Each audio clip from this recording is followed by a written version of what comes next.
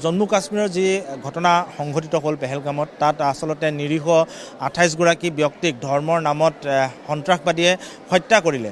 গতিকে সন্ত্ৰাসবাদীৰ কোনো ধৰ্ম থাকিব নোৱাৰে, সন্ত্ৰাসবাদী সদায় সন্ত্ৰাসবাদী, আৰু এই সন্ত্ৰাসবাদীক পুলিয়ে পোখাই উৎখাত কৰাৰ ব্যৱস্থা গ্ৰহণ কৰিব লাগে। এইটো আমাৰ সকলো ভাৰতবাসীৰ সকলোৰে কাম্য, আৰু এনেকুৱা ধৰণৰ জঘন্য ঘটনা সংঘটিত কৰি কোনো অপৰাধীয়ে আচলতে হাৰি যাব নোৱাৰে, আৰু তেখেতসকলৰ শাস্তি এনেকুৱা ধৰণৰ শাস্তি প্ৰদান কৰিব লাগে যি শাস্তি তেখেতসকলে কেতিয়াও সপোনতো নভবা ধৰণৰ শাস্তি প্ৰদান কৰিব লাগে।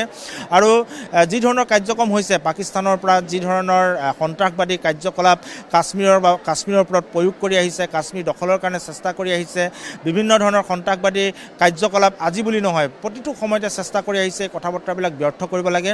আৰু যি সিন্ধু জল চুক্তি তেখেতসকলে বাতিল কৰিবলৈ চেষ্টা কৰিছে বা বাতিল কৰাৰ সিদ্ধান্ত গ্ৰহণ কৰিছে, এয়া আচলতে খুব যুক্তিসংগত হৈছে। কাৰণ সিন্ধু জল চুক্তি যেতিয়া বাতিল কৰিব, পাকিস্তানৰ কাৰণে ই আচলতে পাৰমাণৱিক নিক্ষেপ কৰাৰ নিচিনা হ'ব। গতিকে এই ধৰণৰ কঠোৰ সিদ্ধান্ত এতিয়া পাকিস্তানৰ ওপৰত গ্ৰহণ কৰিবলৈ হ'ল, আৰু সন্ত্ৰাসবাদীক পুলিয়ে পোখাই সমূলঞ্চে উৎখাত কৰিবৰ কাৰণে আমি যিকোনো পৰ্যায়লৈ গৈ ইয়াক দমন কৰিবৰ কাৰণে আমি ভাৰত চৰকাৰক দাবী জনাইছোঁ।